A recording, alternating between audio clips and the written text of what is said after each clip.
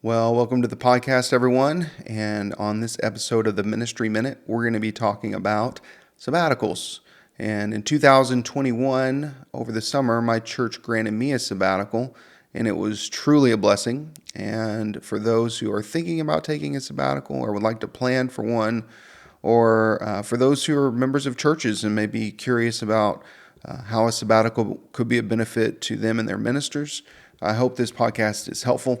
I've got so much resources and information on sabbaticals because when I took mine, our church did not have a policy yet, and so had to do a lot of research and talk to people and get sample policies, all sorts of stuff. And so, if you want to talk about this, please reach out. I would love to have a conversation because there's just too much to share in the few minutes that we have today. But what is a sabbatical? Let's start there. It's a prolonged break from ministry that is intended to help prepare you to come back into ministry to continue to be faithful and fruitful in the work God's called you to do. And so it's not a family vacation. One of the big things you need to think about on sabbatical is who is going to handle your tasks in your prolonged absence, which could be anywhere from 4 to 6 to 8 weeks, depending on what you work out with your church. But it also is that time away really needs to be uninterrupted. For most ministers, vacations are often interrupted. I can't really think of one that wasn't interrupted with a phone call or text. I've had vacations, cut short because of church emergencies, and some were even canceled because of church emergencies. That is not a rare thing for a minister. Sabbaticals tend to, unless it's in the rarest of circumstances, really significant church emergencies, sabbaticals shouldn't be canceled. They get on the calendar. They should stay on the calendar, and they really shouldn't be interrupted. If you have a good plan, then you probably won't have to deal with a lot of interruptions. So that's what a sabbatical is. Let's talk a little bit about why it's needed. I got a little article here, 5 reasons your pastor should take a sabbatical, from Tom Rainer. This is written a number of years ago, but he makes some good points. The first one is that in ministry, you have a lot of emotional highs and lows. You go from planning a worship service to preparing sermons, to doing counseling sessions, helping people whose marriage and families are falling apart. You're doing weddings, you're doing funerals, you're doing planning sessions for the future of the church. You're in meetings.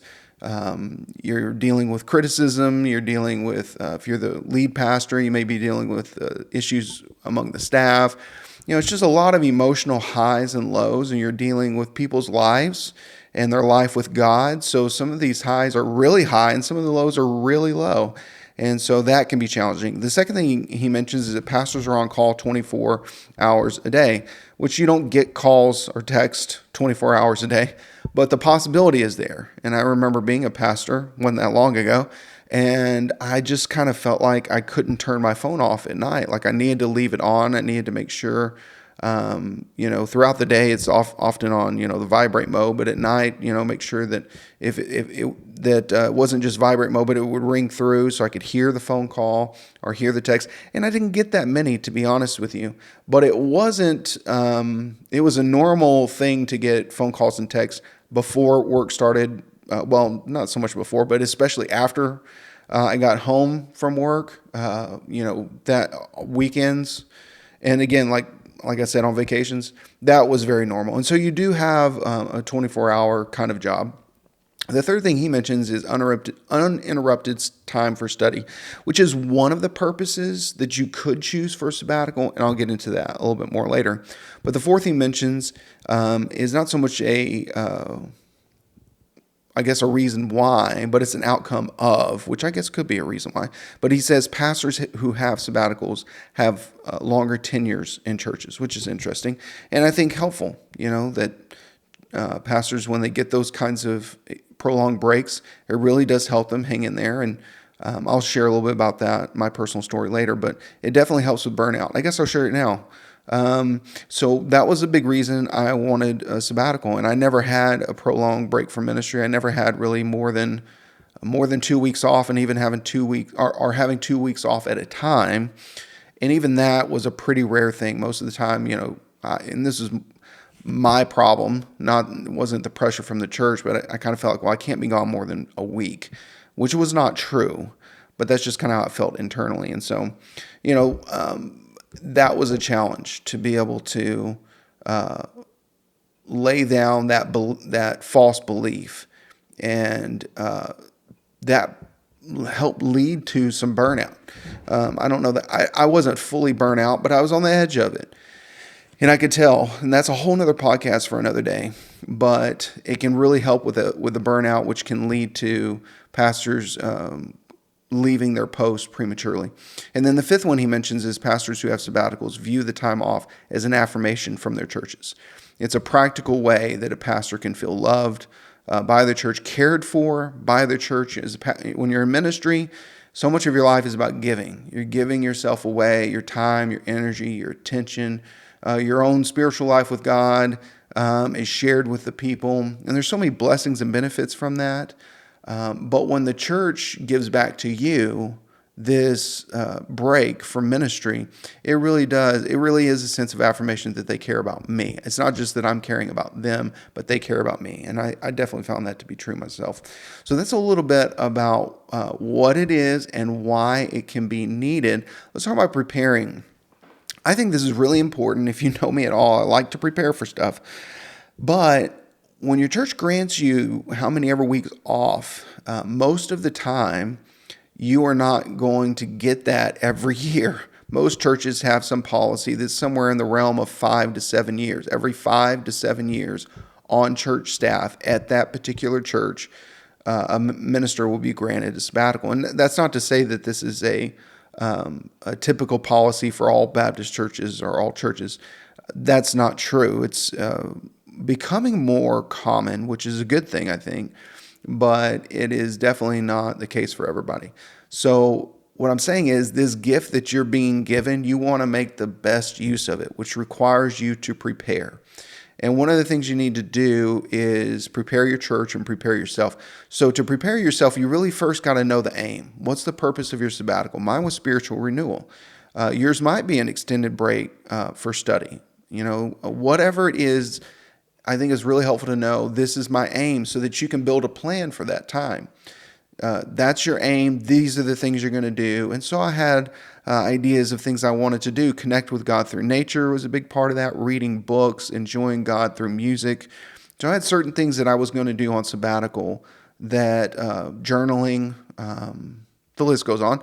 But I had things that I wanted to do that was going to help me connect with God. That was the intention. That was the purpose. So what is your purpose? That's the first and most important thing I think you can do to prepare yourself, is know what you're preparing for. It's not just an extended break, but what are you going to do with that time? What's the outcome? What do you want the outcome to be? Okay. And so once you have that in mind, you can begin to prepare, but you also need to prepare your church for your time away. If you don't do a good job preparing your church for the time away, it's not going to be a positive experience for you, because you're probably going to get phone calls and texts. What about this? What about that? Or this came up. We didn't know what to do. So there's a lot of things you need to think through on their behalf, not just who's going to preach for you, but who's going to handle X, Y, and Z. And so get it all on paper and then communicate that well to everyone, starting with the staff, your deacons, and the church body as a whole need to know what the game plan is. And I will tell you, I think because we did that, that's why I got interrupted once on sabbatical. Part of that too was I put my phone away. I got a backup phone, and I did check it a little bit, but to be honest, people knew what to expect during those weeks where I was on sabbatical, because we came up with a plan. We clearly articulated it to everyone. And so you can prepare your church well in that way. And you want it to be a positive experience, because you want to be able to have another sabbatical in the future, or you may have other staff members who are going to take a sabbatical, and you want them to think about, when they think about your sabbatical, you want them to have positive thoughts. Or the minister who takes your place, because the minister will take your place at some point. You want that to be an option for them because you handled it the right way. So prepare yourself by knowing what you're going to do, coming up with a game plan for how you're going to accomplish it. Prepare your congregation by having a game plan for who's going to do what and what to do in case of X, Y, and Z. Write it all down, clearly communicate it. One last thing, what to expect when you come back. In some ways, and I don't mean this as a discouragement, but I've heard it from others and I experienced it myself. Things get put on hold. And if, in a way, I think God may be gracious to you by certain events not taking place on your leave. But when you come back, the dam kind of breaks a little bit. And so I think you should anticipate being flooded with things that you need to do, questions you need to answer, fires you need to put out, etc. And because that's the case, I would say as you look a week or two out from returning from sabbatical, don't plan a bunch of stuff to do when you get back. Now, you may be required to give a report on how the sabbatical went and what the results of it were for you personally, how you're going to make use of the time that you spent away and what God taught you. And so you may have a report to prepare.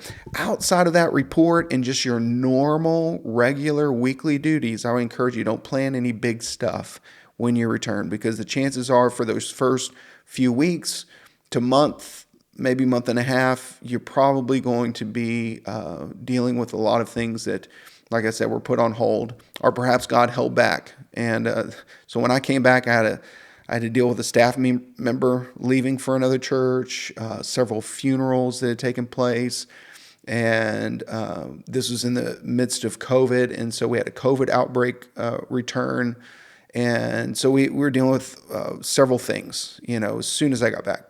And so just, expect that there's probably going to be at least some of that. And for the first few weeks, at a minimum, don't have any big plans and just ease back into it. And you may be surprised. I said one last thing, but let me make one more comment on what to expect when you come back.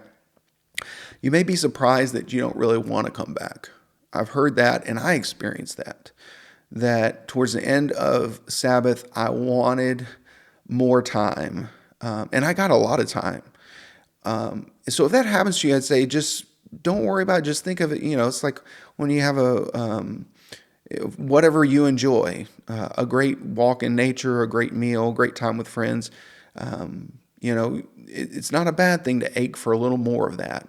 And but I soon got back into the rhythm and it was all good. But that might be your experience too. I'd say probably don't worry too much about it and just you'll find your way. So I hope that helps a little bit. And if you're planning a sabbatical or want to talk through what it would look like to create a policy for a sabbatical for your church staff, give me a holler. I'd love to share more.